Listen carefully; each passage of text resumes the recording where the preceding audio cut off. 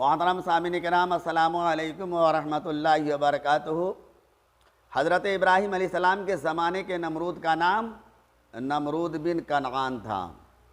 نمرود بن کنعان نے 400 سال کی حکومت کی، اس لیے اس کے دماغ میں رعونت اور آنیت آ گئی تھی۔ نمرود کے پاس کچھ طلسمیاتی چیزیں تھیں، مثلاً تانبے کی ایک بت تھی۔ نمرود کے پاس تانبے کی ایک بت تھی، جس وقت کوئی جاسوس یا چور اس شہر میں داخل ہوتا تو اس بت سے آواز نکلتی جس سے وہ چور اور جاسوس پکڑا جاتا تھا۔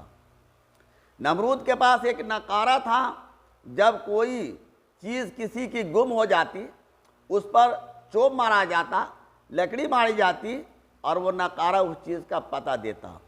نمرود کے پاس ایک آئینہ تھا جس سے غائب شخص کا حال معلوم ہوتا تھا۔ جب اس آئینہ میں نظر کی جاتی تو وہ غائب آدمی اس کا شہر اور قیام گاہ جہاں پہ ہوتا وہ چیزیں نمودار ہو جاتی تھیں۔ نمرود کے دروازے پر ایک درخت تھا جس کے سائے میں درباری لوگ بیٹھتے تھے۔ جو آدمی بیٹھتے جاتے اس کا سایہ پھیلتا جاتا۔ 1 لاکھ تک آدمیوں کے لیے سایہ پھیلتا رہتا تھا۔ اگر 1 لاکھ سے ایک بھی زیادہ ہو جاتا تو وہ سایہ غائب ہو جاتا اور سارے کے سارے لوگ دھوپ میں آ جاتے۔ ایک حوض تھا نمرود کے پاس جس سے مقدمات کا فیصلہ ہوتا تھا۔ مدعی اور مدعا علیہ باری باری اس حوض میں داخل ہوتے۔ جو سچا ہوتا اس کے ناف کے نیچے تک پانی رہتا، جو جھوٹا ہوتا اس میں غوطہ کھا جاتا۔ اگر توبہ کر لیتا تو بچ جاتا ورنہ ہلاک ہو جاتا۔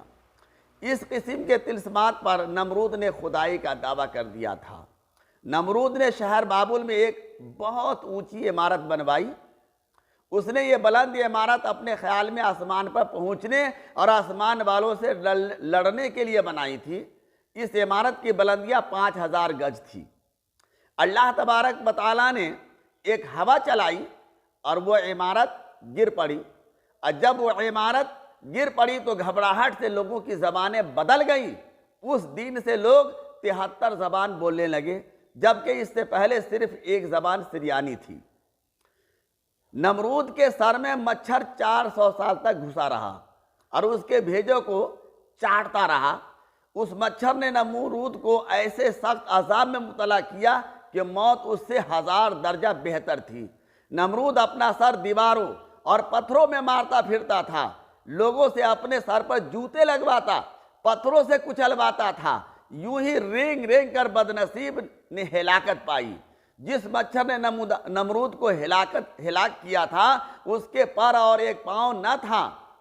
اس روز کی آگ میں جل گئے تھے جس میں حضرت ابراہیم علیہ السلام کو ڈالا گیا تھا۔ اس مچھر نے بارگاہ الہی میں رو کر عرض کی تھی، اسے حکم ہوا تھا کہ مت رو، میں تیرے ہاتھوں نمرود کو ہلاک کروں گا۔